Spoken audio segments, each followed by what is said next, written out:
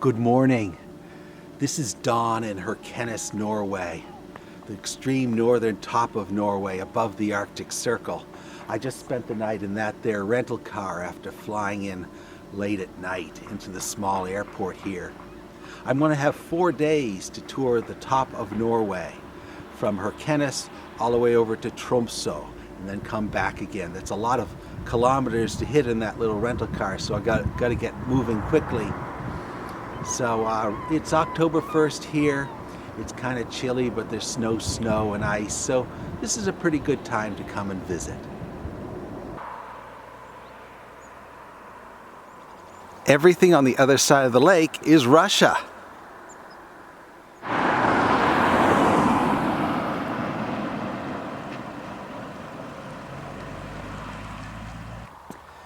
Before I can see Norway, I have to see Russia. And that's it over there, the other side of the lake. I can't go there because I don't have a visa, but I can still see Russia, right?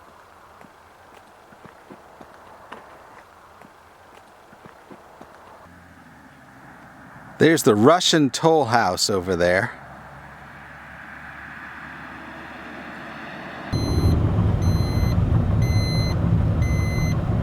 I could drive right across the border and get myself into a whole heap of trouble, but not today. I'd rather see Norway than a Russian prison. Norwegian hospitality at the Russian border.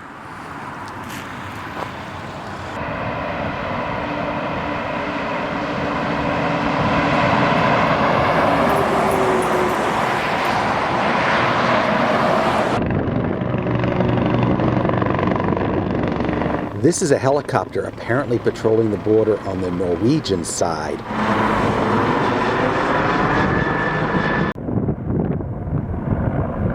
I wonder if he's coming around to take a look at me.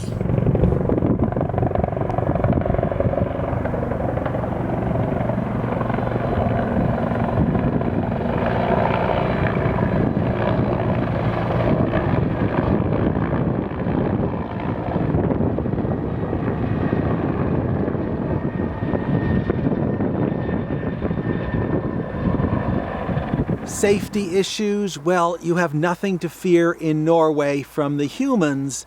The only safety issue is what you can do to yourself. These are potentially dangerous roads, lots of drop-offs and things, lots of ways you could kill yourself all by yourself, but you certainly have nothing to fear from the Norwegian people. These are probably the most law-abiding, conscientious people in the world, once you actually meet them, but the problem is when you're out in the boonies like this, you hardly meet anyone. You're just seeing the fjords.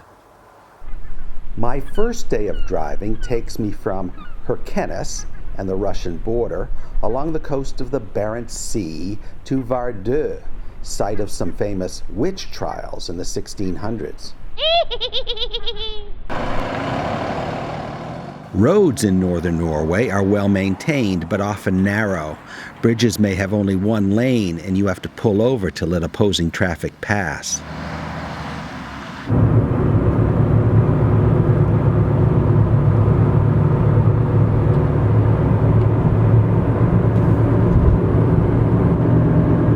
There are countless tunnels in Norway, some of them many kilometers long. There are also road hazards you wouldn't find anywhere else, like great herds of reindeer who have no respect for public roadways.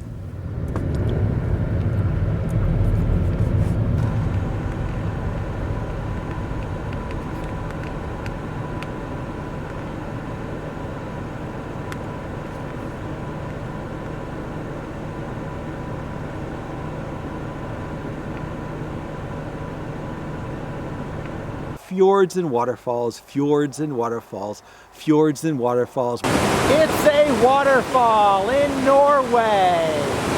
These things are like McDonald's restaurants in the USA. They got them everywhere. You can't stop at all of them. You can only sample a few of them.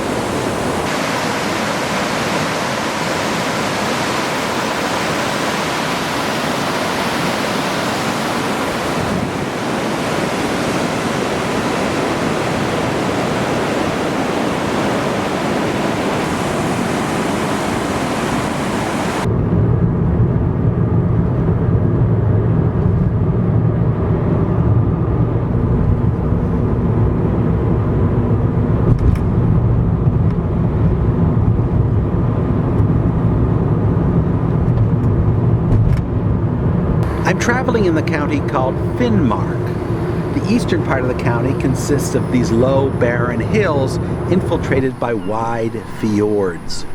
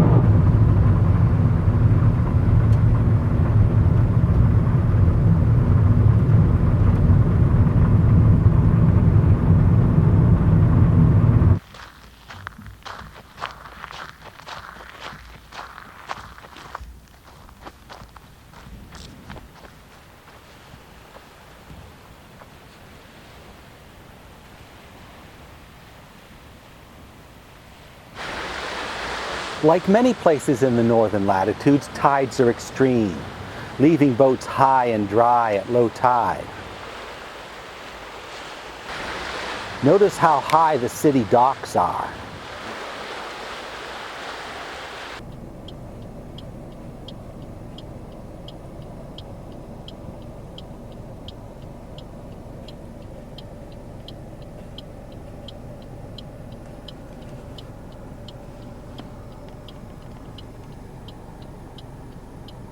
I'm turning off the main highway here to Vardo. Vardo is on an island, accessible only through an undersea tunnel.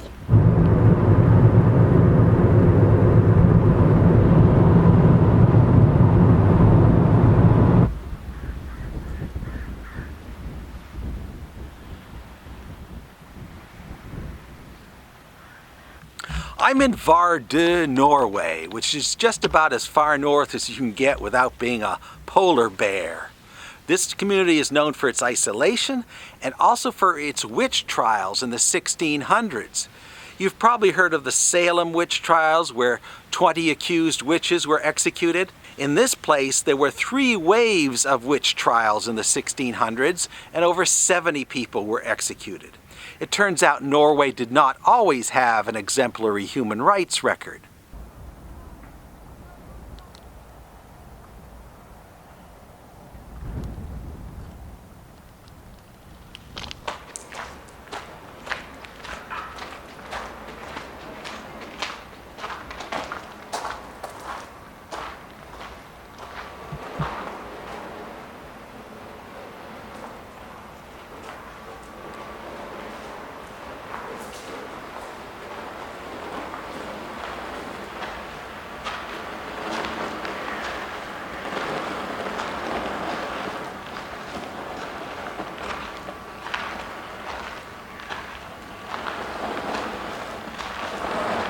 Now, I take a special interest in witch hunts, having been the subject of a few of them.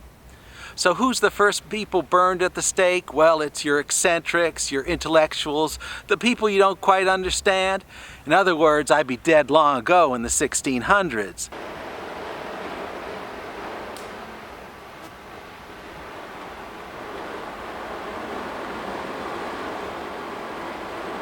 Fortunately, in the 20th and 21st century, we've done away with witch hunts. We don't have them anymore.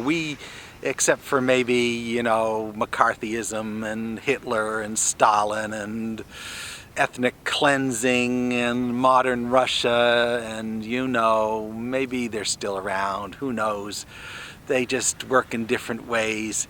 We burned witches at the stake, now we do other things. But it's still a human impulse. Whenever you have tension in the community for whatever reason, the harvest doesn't come in, or there's a war that isn't working out well, you look for scapegoats, and whether they present themselves as witches or as people who might be disloyal to the state, it's a lot easier to attack the witches, attack these strange people, and put all your problems on them than to accept the problems for yourself.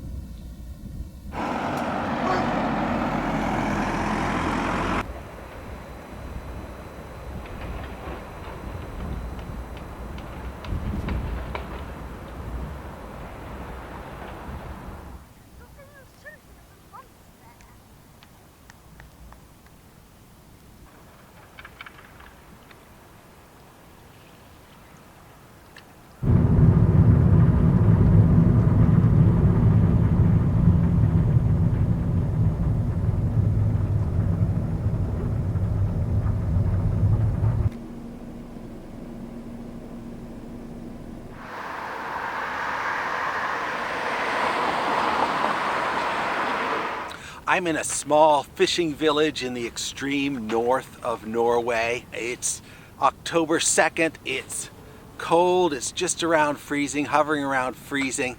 And I just spent the night in that rental car right there. You see, I can afford to come to Norway, but I can't afford to stay in Norway because the prices are so astronomical.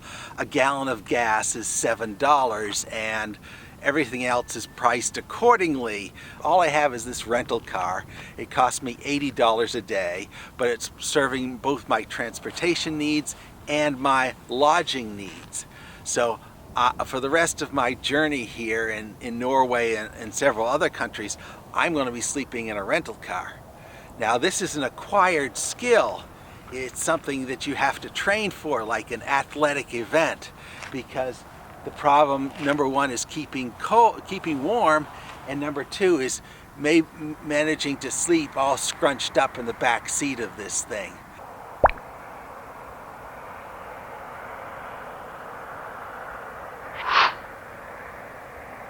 My second day of driving takes me across Finnmark from just outside Vardo to just outside Tromsø.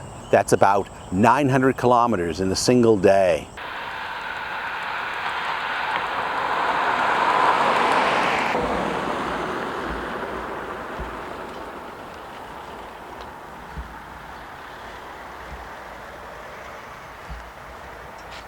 Down this road is this region's premier tourist attraction, a place called Nordkapp. It's supposedly the northernmost point in Europe, only it's not really. It's just the northernmost point you can drive to. It also takes a long time to get up there. I figure about 5 to 6 hours for the whole expedition. There's also a hefty admission charge of about $35. I'm here at this road junction just to tell you I ain't gonna do it. It's a tourist trap. It's something I don't need. I'm burning time right now. I only got a few more hours in Norway and I gotta make the most of it. Travel is always a trade-off. There's always too many things to do and not enough time. So you gotta make some hard choices about how to spend your resources. I think that my resources are much better spent by going on to Tromse, the big city of the region, rather than spending 5 to 6 hours down this road. Skoler I Trøndelag stengt på grunn av ekstremværet Roar. Reporter Randi Vilsgaard som I Bukku fortalte dette tidligere I sendingen.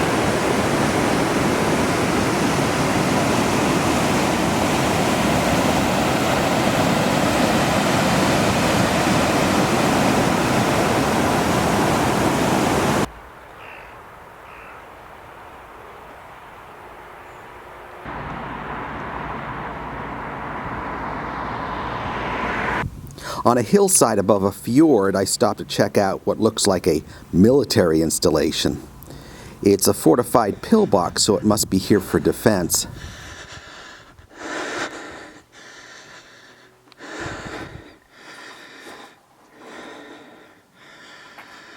Steel door, welded shut.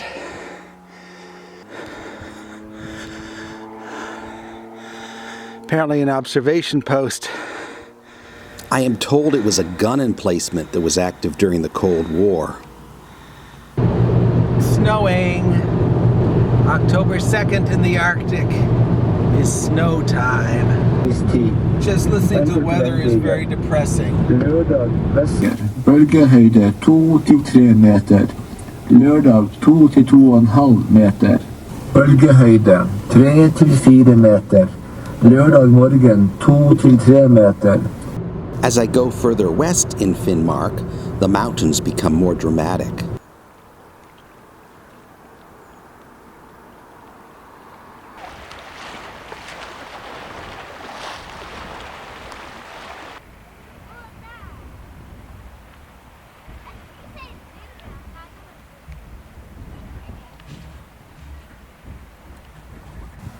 One of the disappointments of traveling in Norway is you hardly meet any Norwegians. So when I saw one sitting beside the road, I decided to stop and visit.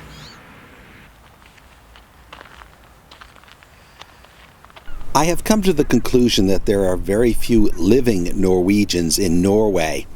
I see their houses, their roads, their vehicles, but very few Norwegians in the flesh. I have, however, learned a little bit of the Norwegian language.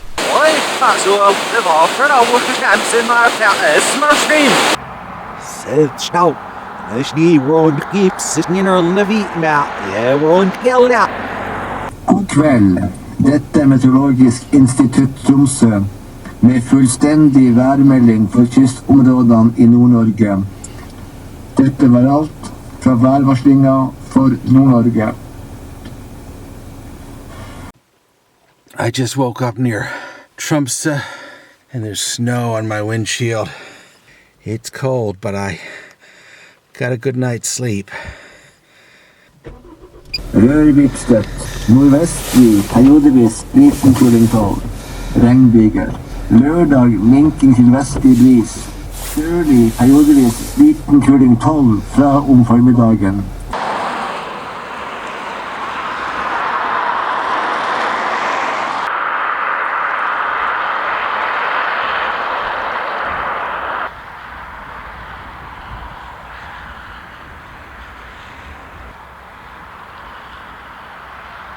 By many measures, Tromsø is the northernmost city in the world. There are other settlements further north, but none so substantial. Like Vardo, Tromsø is on an island, accessible by a tunnel or a bridge. Apart from its location on the map, Tromsø looks like any other Scandinavian city, with blockish architecture and hardly any people on the street.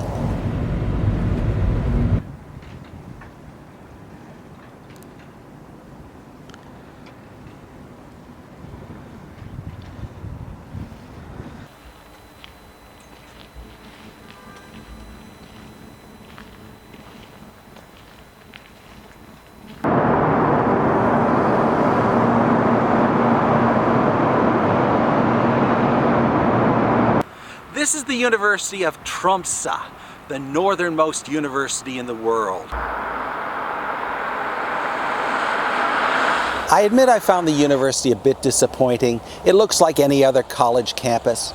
But if I had arrived a week later, the place would have been shrouded in snow. And between mid-November and mid-January, you don't see the sun at all.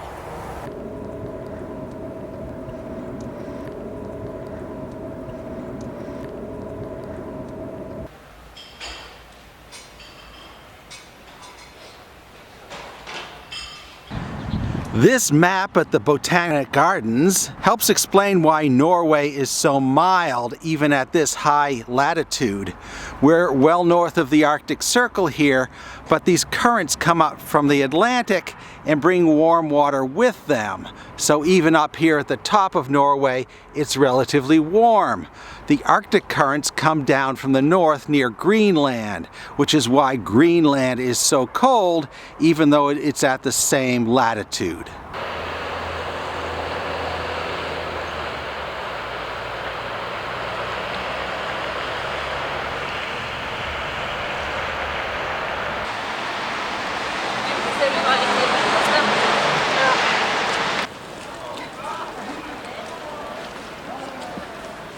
Tromsø is the home of a number of northernmost landmarks, including the northernmost Burger King.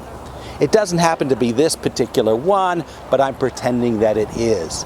At least there's somewhere in Norway where I can afford to eat out.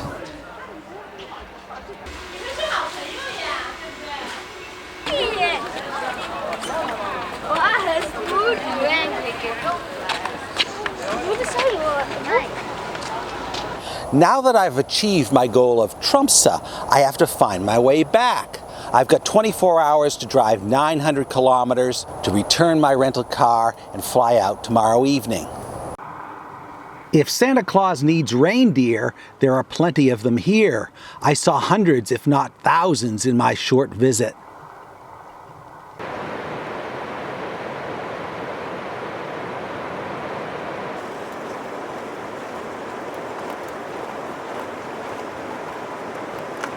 Now, I'm no food adventurer, especially at Norwegian prices, but this is a good time to break out my one purchase. It's a packet of reindeer meat, dried reindeer meat. Cost me about $7 this, but it was irresistible in the supermarket.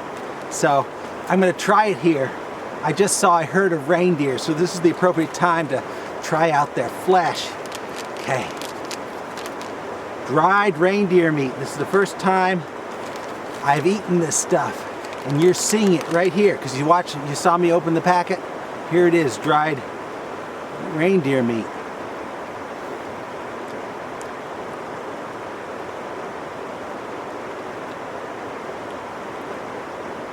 It tastes like beef jerky.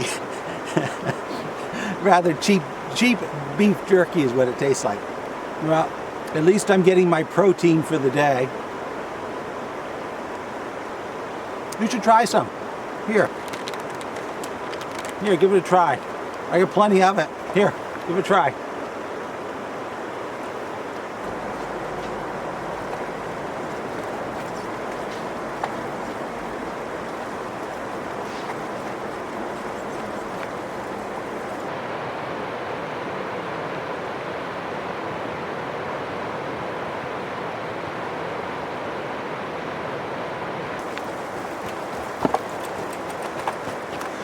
I just forgot I'm afraid of heights.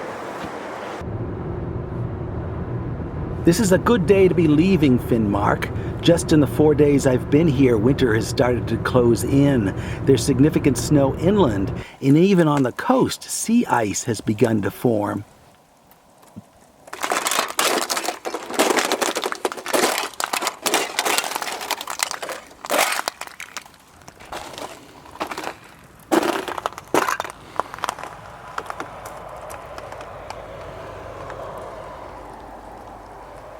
So my trip to northern Norway is coming to a close. I went to some of those places, Kirkenes, Vadsø, Vardø. I even kind of learned how to pronounce them, sort of. So what did we learn here? If you're going to reproduce this trip yourself, what sort of advice can I give you? Well, stay along the coast. Stay close to the coast because all the interesting stuff is on the coast. You don't go inland unless you want to get someplace fairly quickly. Everything on the western sit of this part of Norway is deep fjords, the classic fjords of Norway with high mountains. Over to the east, it's a little bit more barren. The hills are lower. It's not quite so interesting. So you want to spend most of your time over on the west near Tromse. So the most frightening thing about Norway is the prices. Roughly twice as much as anything you might buy in North America or in Germany or France. Roughly twice the price for everything. So I've learned to live with that by living in my rental car. And so my only expense here is the cost of the rental car and the cost of gas, which is almost as much. About $80 a day for the rental car and maybe $50 a day for gas. And food, I brought most of my food with me. I sampled what I could from the supermarkets, but the prices are so high you just don't want to eat out here. It's right now October 4th. This is probably the latest date you should come to northern Norway because in a few days this place is all going to be covered with snow and the days are going to get shorter and shorter and shorter, so you just won't have any time to tour. I encountered even more snow in the final leg of my journey back to the Kirkenes airport. Looks like I'm getting out in the nick of time. My flights in and out of Norway were quite reasonably priced. I will be flying the small jet to Tromse, spending a night at the airport there, then going on to my next destination, Iceland. Be sure to follow me on this channel for my Iceland video whenever it's released, as well as videos from other obscure places around the globe. You can also follow me on Instagram, where you will find videos and photos from my 3 visits to Norway at this hashtag.